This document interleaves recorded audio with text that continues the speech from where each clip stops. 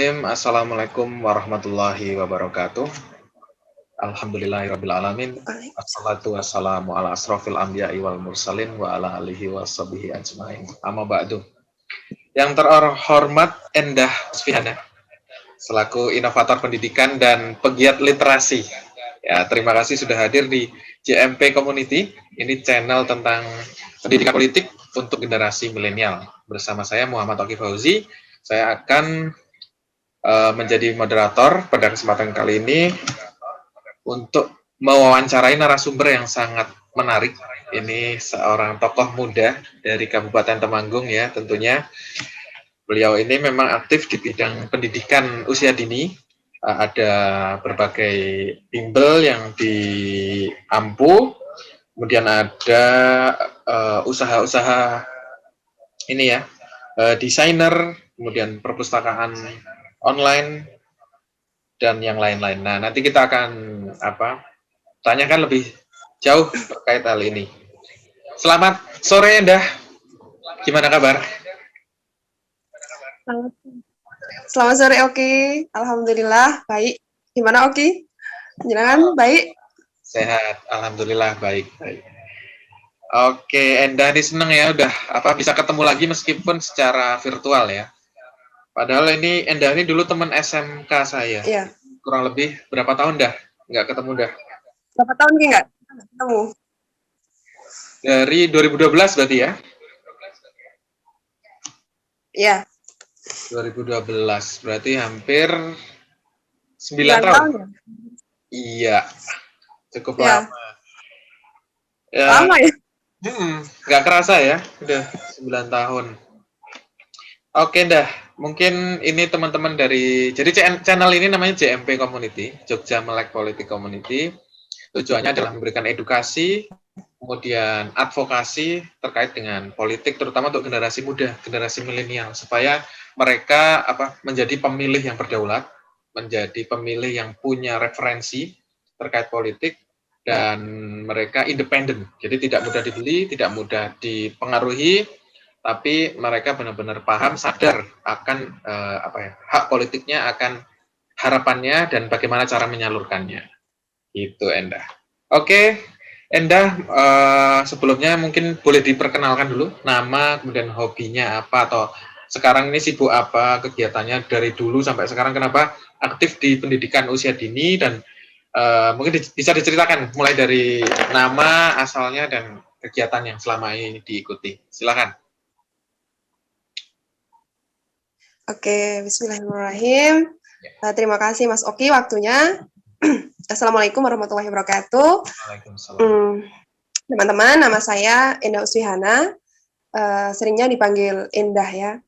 Kalau anak-anak PAUD seringnya manggilnya Bunda ya. Walaupun masih muda gitu ya, masih jomblo juga, tapi sudah dipanggil Bunda, anaknya sudah banyak banget gitu. Terus hobinya apa ya? Dulu membaca, sekarang karena aktivitasnya yang cukup padat, jadi membaca itu kalau sempat. Tapi hari ini aktivitas yang lainnya itu bergerak gitu ya. Jadi dimanapun, kapanpun, kalau kita punya kemampuan atau waktu atau apa yang sedikit bisa kita bagi untuk orang lain ya, kita harus bergerak gitu. Terus aktivitasnya apa ya? Itu ngajar PAUD, kemudian aktif di remaja masjid juga, aktif di Karang Taruna juga, kemudian juga 2 tahun kemarin ya, tahun 2019 saya juga sempat buat komunitas namanya Titik Balik juga. Terus apa lagi ya? Masih sibuk kerja juga gitu. Itu aja sih. Oke. Berarti aktivitasnya banyak ini ya. Benar-benar memanfaatkan waktu sebaik terutama untuk kegiatan-kegiatan yang positif ya. Oke, mungkin saya ingin menanyakan. Iya, harus begitu. Iya. Oke, Endah. Ini mungkin agak terjeda sedikit, suaranya nggak apa-apa ya. Saya ingin masuk ke lebih dalam ya terkait dengan bimbel yang sekarang digeluti oleh Endah, kemudian terkait satu persatu mungkin bisa dijelaskan terkait tadi titik balik ya, dan perpustakaan Endah ya. Itu bagaimana? Kenapa bisa Iya. terlintas untuk mendirikan sebuah perpustakaan? Dan itu tuh sistemnya online atau perpustakaan keliling atau justru itu menetap? Jadi bagi teman-teman dan itu di mana perpustakaannya itu? Silakan. Oke, dimulai dari Indah Bimbel dulu ya. Ya, oke. Sebenarnya dari saya masuk SMK itu, saya sudah ngelesi gitu ya, sudah bantu anak-anak tetangga-tetangga untuk belajar. Teman-teman, anak-anak itu pada datang ke rumah gitu. Jadi, tahun 2016 itu ya teman SMP. Beliaunya baru selesai kuliah di UMM waktu itu. Nah, dari situ kita sempat ngajar juga di SMP Muhammadiyah. Itu waktu itu ngajarnya namanya atau pramuka gitu ya. Kalau lebih umumnya itu pramuka. Nah, itu karena intensitas kita sering bertemu, kemudian kita yuk kalau kita buat les-lesan aja. Kan perhatiin juga ya. Waktu itu zaman-zaman 2016 itu guru honorer ya, terutama itu gajinya itu sangat kecil sekali gitu ya. Nah, itu harapannya dari les-lesan itu teman-teman guru itu juga dapat penghasilan tambahan gitu ya. Di samping kita juga memberikan yang pertama ilmu pada anak-anak ya, itu ya. Kemudian yang kedua juga kebanyakan itu setelah pulang sekolah anak-anak itu kan main. Nah, harapannya itu kita juga punya waktu untuk nasihati mereka juga gitu. Kalau kita tidak punya keterikatan dengan anak-anak itu kan kita nggak mungkin ya ujuk-ujuk kok hati mereka gitu. Harus ada keterikatan dahulu seperti itu. Jadi kita sering mengingatkan sholatnya bagaimana, terus ngajinya bagaimana dan lain sebagainya lah. Seperti itulah. Itu yang Indah Bimbel ya. Jadi dulu awal-awal kita berdua dan hari ini alhamdulillah kita berlima sebenarnya. Tapi dulu yang awal-awal kita mendirikan kan berdua. Yang satu ini kemarin sempat keterima jadi PNS di Kendal, jadi tinggal berempat. Seperti itu. Kemudian yang perpustakaan Anda?